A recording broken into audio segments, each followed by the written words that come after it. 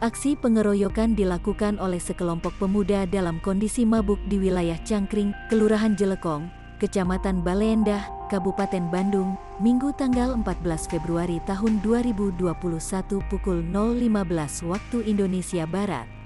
Informasi yang dihimpun, awalnya satu keluarga mengendarai dua sepeda motor hendak pulang ke wilayah tersebut.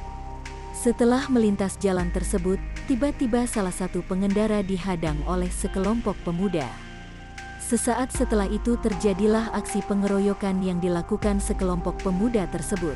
Adapun para pelaku dikatakan dalam kondisi mabuk.